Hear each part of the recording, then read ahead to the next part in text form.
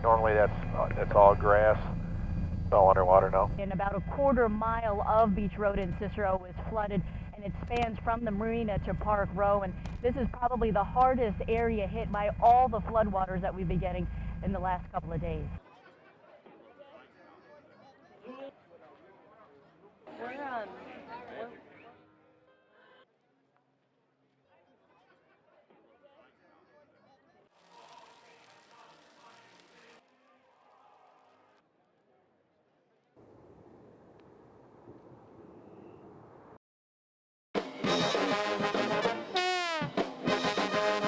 It's not exactly easy to capture the spirit of thousands of SU fans, but it is easy to hear them, especially when some of their favorites come back to Cuse. There's one person you're here to see. Who would that be? Carmelo Anthony. Probably Andy Routens. Roosevelt Bowie. And for one night, they were all in the house together. The NBA lockout gave Syracuse's familiar faces a chance to play in a court they're all familiar with. It's great. They can learn who they are and talk to them, shake their hand, and get their autograph. Some fans said they couldn't miss the night, knowing it would probably be their only opportunity to get collectibles signed all in one shot. I'm up for Binghamton for this event, so I'm looking forward to it. Hopefully everyone's up there, all my idols from years past. With today being the official start of the basketball season, some fans say it has a different feeling than past years because they know this could be the last year of the Big East. It's sad because of all the great rivalries we're leaving behind, but it's also nice that we're not getting left behind in a weakened Big East. Making tonight that much more special for fans like Craig, who were able to see the past and the present all under one dome. At the Carrier Dome, Raquel Asa, News Channel 9.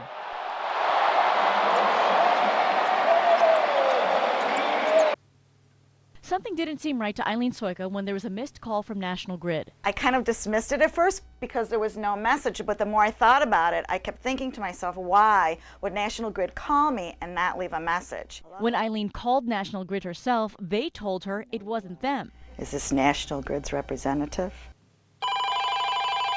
The next day, the suspicious number called back. This time, Eileen didn't answer because she already talked to a representative from the company. I think it's bogus to do that.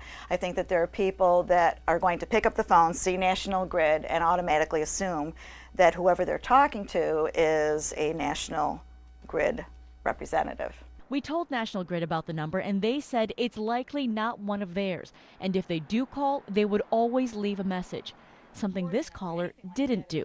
Please leave your name and a short message. So we tried calling the number ourselves, straight from Eileen's phone.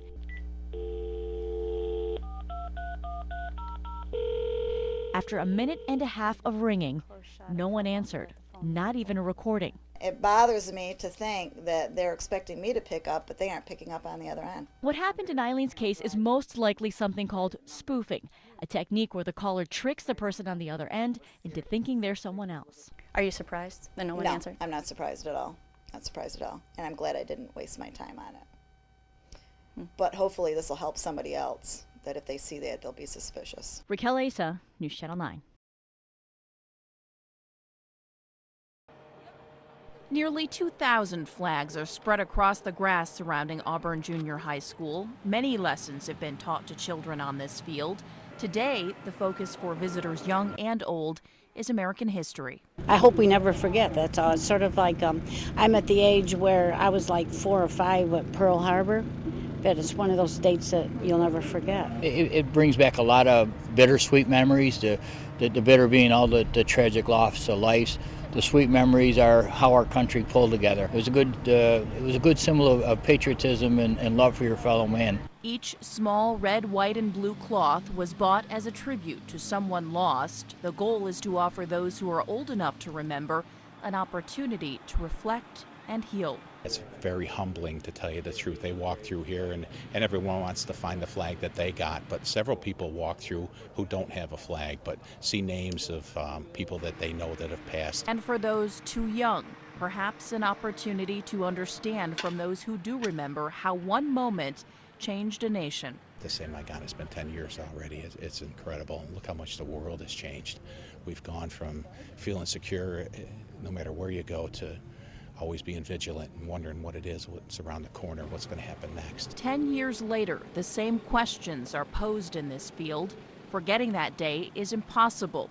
Remembering to live in the moment is part of the healing. Tammy Palmer, News Channel 9.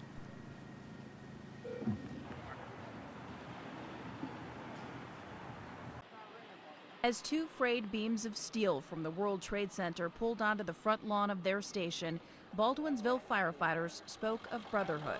It's very gratifying to be awarded this steel because we're all, all in this business, and there but for the grace of God go I whenever you go out on a call. This is one of dozens of pieces of wreckage from 9/11 that the Port Authority of New York donated to emergency services crews across the country.